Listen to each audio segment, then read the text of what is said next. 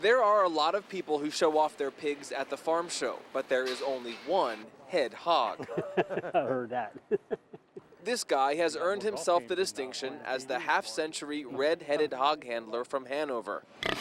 But if that's too hard to say, you can just call him Roger Bankert.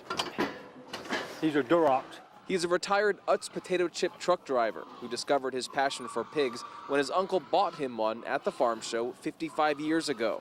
Every year since, Roger has brought a pig to compete and lost track of how many times it's waddled away with a win.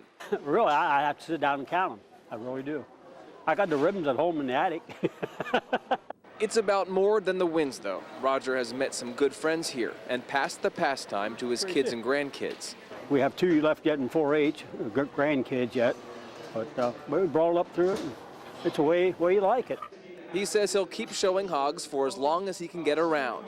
And why should he stop now? Let this year's show be the proof. The handler might get old, Thank you. but winning never does.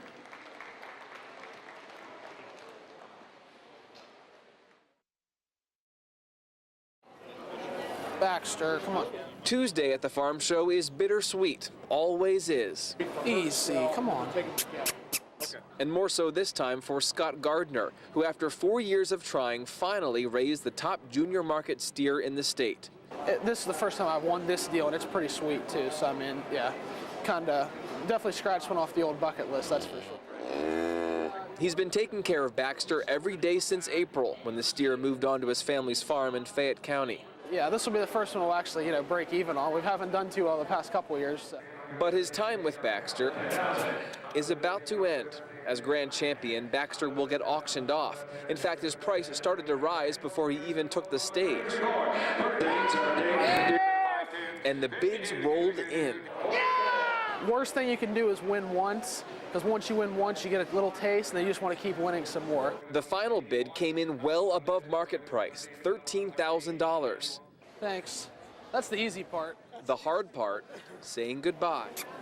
It'll be tough, but I'll be able to get over it. I'm going to miss him more than I miss most of them. He was a good steer, that's for sure. When they got back to their stall, there wasn't much else to do.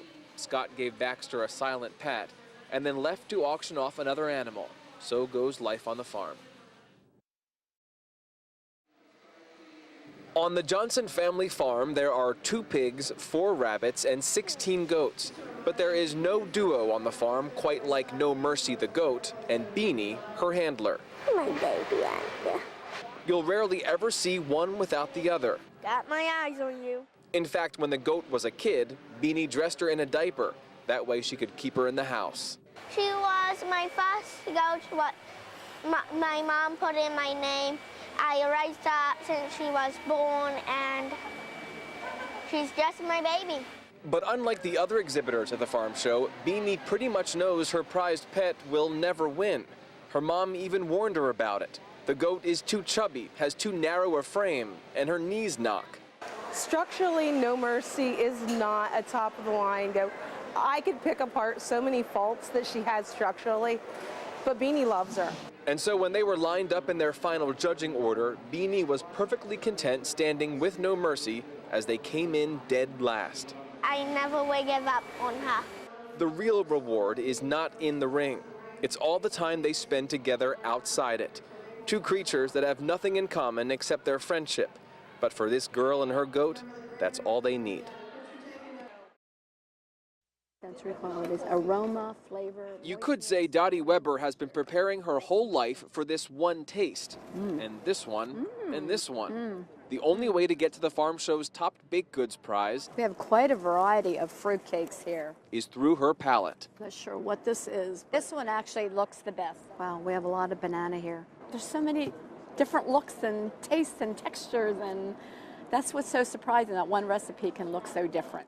Dottie is a longtime family and consumer science teacher at Lancaster Mennonite High School. She also has a sweet tooth.